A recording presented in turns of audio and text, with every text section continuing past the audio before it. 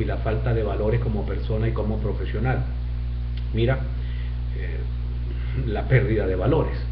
La pérdida de valores es lo que hace, en el caso del periodista, a que pierda sus principios éticos. Los valores son eso, la diferenciación entre el bien y el mal, los valores de justicia, los valores de veracidad, objetividad en el ejercicio de la profesión, la lealtad al público. Todo eso destruye al periodista. La monetización de la profesión, en el sentido de que en nuestro país el periodismo depende mucho de la pauta pública, depende del pago que haga.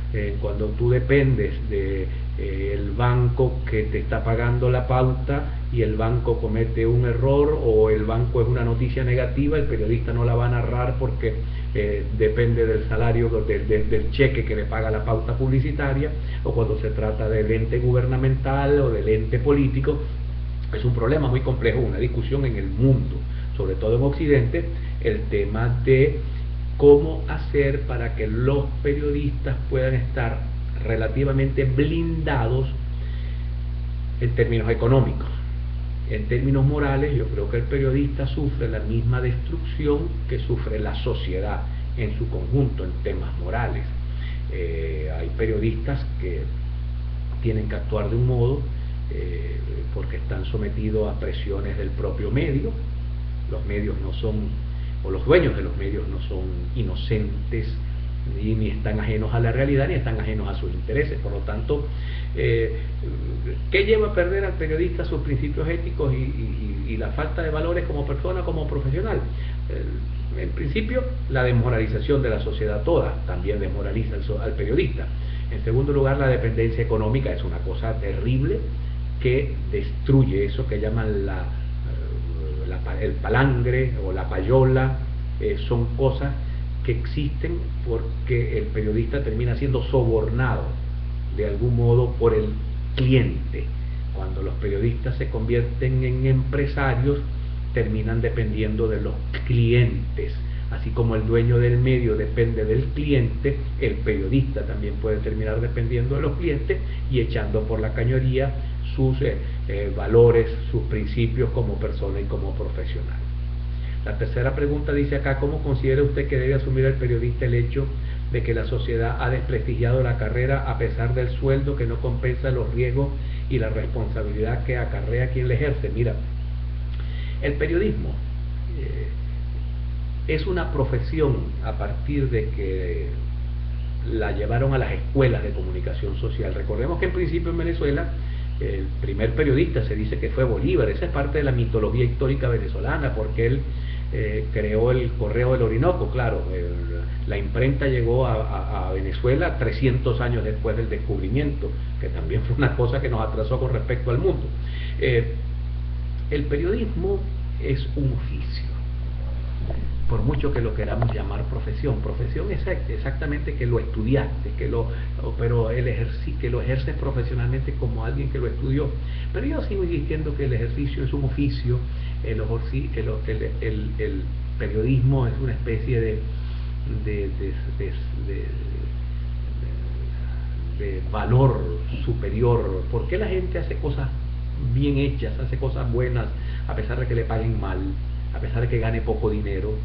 El periodismo no está sujeto a eso. Y el periodismo, cuando vemos las encuestas en Venezuela, no está tan desprestigiado como me preguntan. La pregunta me hace pensar que hay una especie de visión de que la sociedad ha desprestigiado la carrera de periodismo. No, la sociedad no ha desprestigiado la carrera de periodismo. Todavía en las encuestas está muy bien parado los medios de comunicación, porque así preguntan los encuestadores, pero eso se refiere al periodista, porque la audiencia le cree al periodista, le cree a Nelson Bocalanda Sarri, le cree a, ¿qué te digo yo?, a cualquier nombre que pudiera colocar. No le cree a Venezolana de Televisión o a Venevisión, le cree al periodista. En algún momento debo decirte que en España los periodistas entraron en una huelga en el diario El País, y la huelga fue no firmar las notas, y un filósofo español muy importante dijo: no leo ese periódico hasta que el periodista no firme, porque yo creo en el periodista, Yo no tengo por qué estar creyendo en lo que publique el periódico por sí mismo, porque yo creo es en lo que firma un periodista responsable. Entonces, yo creo que el periodismo es una especie de acto vocacional, es una especie de sacerdocio, de maestro, es una de las profesiones más hermosas que existe en el mundo, pero no necesariamente tiene que ser una de las profesiones mejor pagadas del mundo. Creo que si eres un muy buen periodista, si te desempeñas bien, vas a tener ingresos decentes que te permitan vivir. Los riesgos siempre van a haber riesgos, porque decía también otro filósofo que la noticia es aquello que alguien no quiere que se diga. Por lo tanto, eso siempre va a ser un riesgo para quien es el mensajero, para quien lleva el mensaje, que en este caso es el periodismo. ¿Qué son para usted los problemas éticos dentro del periodismo? Bueno, hemos hablado ya un poco de eso. Los problemas éticos dentro del periodismo son la falta de acercamiento a la objetividad, la falta de acercamiento a la veracidad. Insisto, no significa que una noticia que yo esté narrando, la estoy narrando objetivamente, es que la saco de mi subjetividad. Eso es difícil, es difícil. Yo tengo que tratar de desprenderme de ella, pero tengo que ser honesto con mi audiencia y decirles que no puedo desprenderme del todo. Cuando alguien mata a un niño y yo soy padre, tengo una sensación, tengo una vivencia, tengo unos sentimientos y pudiera no ser totalmente objetivo. Entonces, yo creo que no puede exigírsele al periodista que sea objetivo y que diga la verdad, porque la verdad tiene dos concepciones: la verdad verdadera y la verdad procesal. La verdad verdadera generalmente es difícil llegar a ella, y la verdad procesal la determina un tribunal, la determina la sentencia de un juez. Entonces estamos frente a un tema complejo.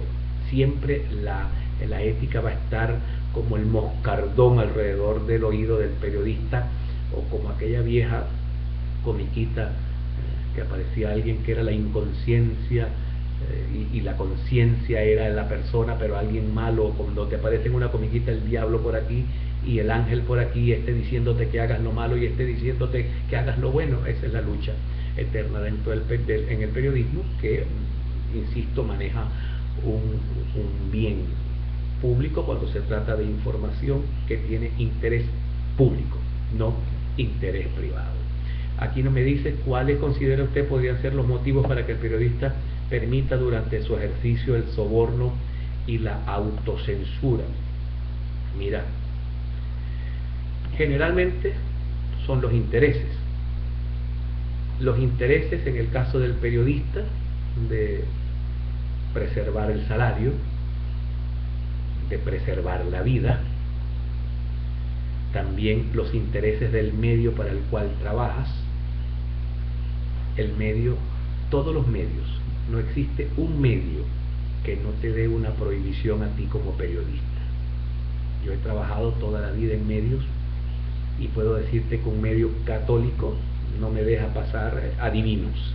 No puedo pasar entrevistas con adivinos, ni con gente que predice el futuro porque van en contra de, ni puedo presentar la homosexualidad como un valor de nuestra sociedad porque puede ser mal visto. Eso es una lucha, y cuando se trata de que el dueño del medio es dueño del banco, entonces tú no puedes hablar mal del banco, y si hablas te van a cortar la nota. Entonces, vaya, la autocensura está siempre definida por los intereses y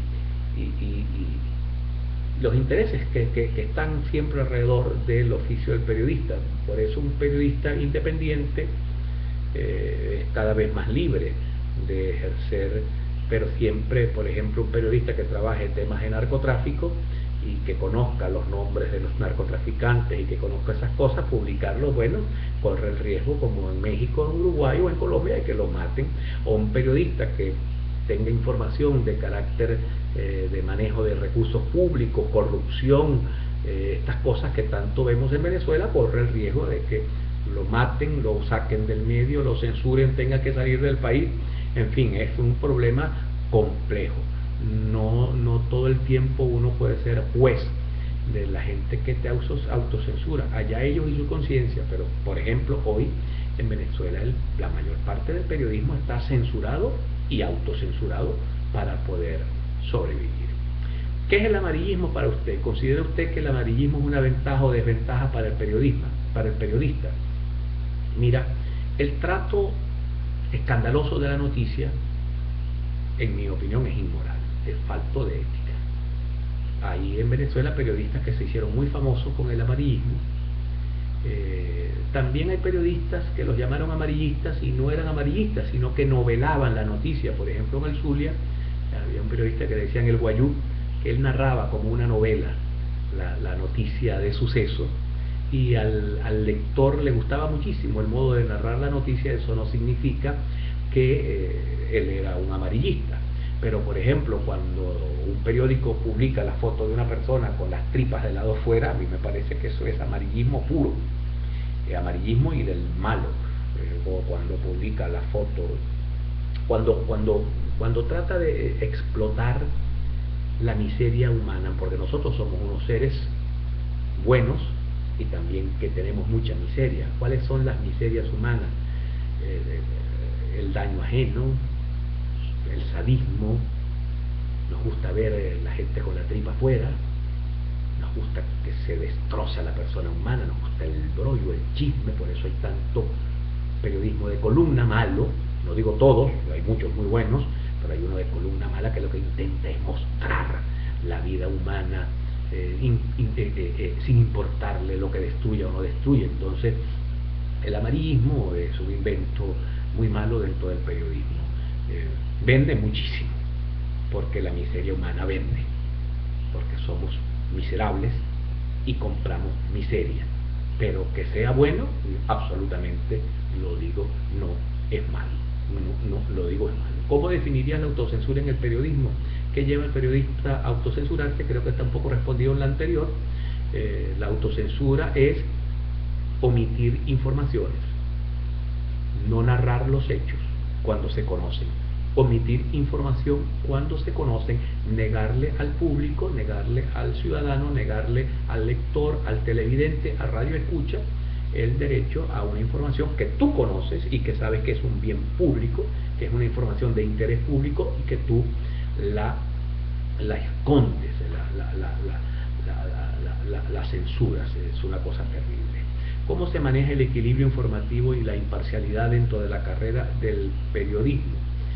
Mira, hay una frase que la acuñó Fe y Alegría de un modo interesante en sus emisoras de radio, que es todas las voces, que se escuchen todas las voces.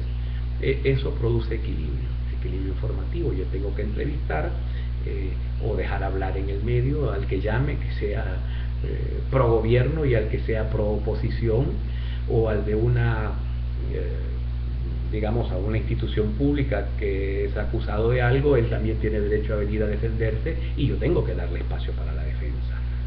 Yo no puedo, insisto, no puedo convertirme en una especie de guillotinador de alguien. No, yo tengo que tratar de que se escuchen todas las voces. Cuidado con un falso equilibrio también, que es el periodista que se cree zanahoria o que cree que puede pasar sin producirse ningún daño. Yo no me meto en eso, aunque se viole la libertad, aunque se violen los derechos humanos. En ese periodismo yo no creo. Ese periodismo creo que es peligroso, que esconde algo por detrás, que esconde algo por debajo. Pero sí creo que deben mostrarse las diversas caras de una misma información, de una misma noticia. La imparcialidad también es un problema. La imparcialidad es un problema, porque yo no puedo hacer imparcialidad ante la violación abierta de la propia libertad de expresión. Yo tengo que decir lo que está pasando y valorarla, porque es el insumo del cual yo vivo como periodista. Yo vivo de la libertad, y cuando no hay libertad yo tengo la obligación de decir porque se está menoscabando esa libertad. Entonces la imparcialidad también pudiera ser una especie de burladero, para utilizar un término de la faena del toreo, un burladero para esconder mi opinión sobre cosas que son fundamentales, donde la asexualidad de mis ideas no puede existir. No puedo tener ideas asexuales. porque la gente, el mundo no funciona así. Nosotros tenemos el código de ética del periodismo, si queremos volver a él, la defensa de la libertad, la defensa de los derechos humanos, son bienes esenciales del hombre que están plasmados en la Constitución de Venezuela. ¿Qué estatutos conoce usted que regulan el marco ético del desempeño profesional del periodista? Bueno, te puedo decir que, en primer lugar, hay una Carta de San José, hay una, pero la mejor, la de todas, que es la Carta de las Naciones Unidas sobre los Derechos del Hombre.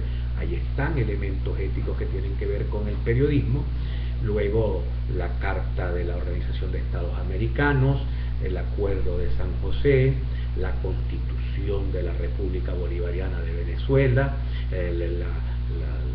las diferentes normativas de carácter internacional que hay en el mundo, son estatutos que regulan el marco ético del desempeño profesional ético del periodista y del bombero y del político y del talabartero, pero que tienen que ver mucho todas ellas con el periodismo.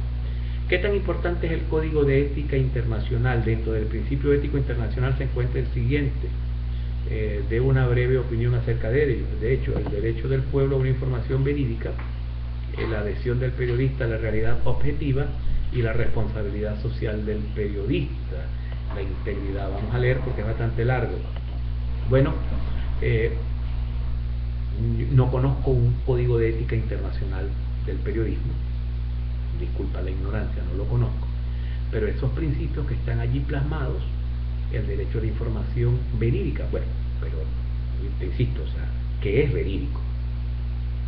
Yo pudiera decir información que se acerque a la verdad. Adhesión del periodista a la realidad objetiva, lo que más se puede acercar a la objetividad. La responsabilidad social del periodista, bueno, maneja un bien público que es la información y como tal tiene que ejercer su profesión, es el manejo de un bien público que es exactamente la información. Integridad profesional del periodista. Yo no creo que yo sea íntegro en lo público y falto de integridad en lo privado. Yo tengo que tener una integridad en mi vida y eso tiene que también opera en el marco de mi profesión, del ejercicio de mi profesión. No soy muy ganado a la idea de una ética pública y una ética privada. De verdad que no. Yo creo que el hombre es bueno porque es bueno y es malo porque es malo. E insisto, esto puede servir de burladero para tener un comportamiento de un modo y un comportamiento de otro. El acceso del público a la información y participación en los medios tiene que ser abierto, total. Recordemos una cosa, nosotros no somos la opinión pública. La opinión pública es lo que piensa la gente, pero nosotros tenemos un importante papel en todo esto, porque podemos pretender convertirnos en los hacedores de la opinión pública. Y ahí sí entonces viene la deformación de la noticia, la deformación de la información, y vienen todos los males que en algún momento pueden desprestigiar la profesión del periodista. El respeto de la vida privada y de la dignidad del hombre, te lo referí hace un momento. Lo que no es de interés público no tiene por qué ser divulgado. Lo que no afecta a valores públicos, justicia, dignidad, no tiene por qué ser publicado, porque no es necesariamente noticia. Insisto, esto tiene que ver también con valores. Por ejemplo, para nosotros en Venezuela, que alguien, un político por ejemplo, vaya a casa de las prostitutas, eso no es ninguna noticia en Venezuela. En los Estados Unidos, que un político pague dinero con prostitutas, lo llevan a las comisiones de ética y los obligan a renunciar a sus trabajos. Insisto que eso tiene que ver mucho con el modelo societario en el que se esté dando la situación, pero en todo caso debe haber un profundo respeto por la vida privada y por la dignidad del hombre. Por eso yo recuerdo, si me permites, cuando mataron a un violador en Maracaibo que se llamaba Polanco, la policía lo acusó de violador. Realmente habían unos niños violados, habían 2 personas, 2 mujeres violadas, y a Polanco lo pusieron preso, lo llevaron a la cárcel de Maracaibo, y en la cárcel de Maracaibo los presos lo desollaron y lo mataron con pullones, con chuzos, y la sociedad aplaudió porque se había hecho justicia, la justicia la justicia primitiva, la justicia de la edad de piedra, o la justicia del ojo por ojo y diente por diente, pero nadie pensó en los hijos de Polanco, en que Polanco tenía hijos y esos hijos tenían derecho a una dignidad y una privacidad y a su protección. Eso no lo pensó ni la prensa, ni el dueño del medio, ni el dueño del periodista, ni el dueño del medio, ni el periodista, ni lo pensó el público, cuando todos aplaudieron que al señor le hicieron esto que le hicieron. El respeto del interés público es fundamental. Ya hemos hablado un poco de eso. Lo que es de interés público tiene que ser divulgado, tiene que ser abierto, de fácil acceso, y debo decirte que cuesta muchísimo. Documentos públicos, documentos que manejan los gobiernos, transparencia en obras públicas, eso se le viola y lo viola gobierno y oposición. Aquí en Venezuela se viola absolutamente el interés público sobre el acceso a la información. El respeto a los valores universales y a la diversidad de las culturas, yo creo que es fundamental. Puedo poner el ejemplo francés de Charlie Hebdo. Lo que ellos hicieron presentando a Mahoma como lo presentaron fue una ofensa a los musulmanes. Los musulmanes no tenían derecho a hacer lo que hicieron matando a los periodistas de Charlie Hebdo, pero yo considero que los periodistas de Charlie Hebdo tampoco tenían derecho a burlarse de ese modo de el Mesías de una religión. Hace unos días, cuando cayó el avión, explotó el avión ruso sobre el desierto del Sinaí en Egipto, Charlie Hebdo, los periodistas de estos franceses, volvieron a publicar que Rusia estaba bombardeando al Medio Oriente y caían sillas y pedazos de avión y cadáveres de personas, afectando la dignidad humana. A mí me parece que ahí ellos violentaron valores universales de respeto, y en el caso anterior violaron la diversidad cultural, que eso merece un respeto dentro de un marco. Yo no puedo pensar que en una isla en el Pacífico unos señores de una tribu determinada se estén comiendo a una persona y yo pudiera decir, bueno, que eso es la diversidad cultural. Bueno, eso es un hecho cultural porque es un hecho humano, y todo hecho humano es un hecho cultural, pero en todo caso yo creo que la sociedad debe intervenir para evitar que ocurran hechos de esa naturaleza, que violan principios y valores generales de la sociedad y el derecho a la vida, y de cosas que están absolutamente plasmadas en normas universales. La eliminación de la guerra y otras grandes plagas a las que la humanidad confronta. Nosotros podemos ser educadores, los periodistas son maestros, los periodistas son formadores también de la sociedad, de valores. Fortalecemos valores, también debilitamos valores. Creo que nosotros no eliminamos las guerras porque nosotros no creamos las guerras. Las guerras son los intereses de los países, pero nosotros pudiésemos tener campañas permanentes a favor de la paz, a favor del trato a la salud de las personas en el caso de las plagas que confronta la humanidad, el SIDA, el hecho, por ejemplo, de que un grupo farmacéutico cobre millones por un medicamento que puede salvar vidas en el África. Vaya, eso tiene que ser divulgado. En algunos momentos pudiera ser denunciado, que una pastilla cuesta $1 y la empresa quiere venderla por $100 porque tiene mucha importancia, porque cura una enfermedad muy grave. Bueno, eso es también una falta de ética en los negocios y debe ser por lo menos mostrado ante la sociedad. Yo quisiera que todo lo que te he dicho sirva para el trabajo que estás haciendo en la facultad, y los que vean esto es un pequeño aporte mío personal es una redundancia, es personal a alguien que está estudiando esta preciosísima profesión u oficio que es el periodismo, o profesión oficio que es el periodismo.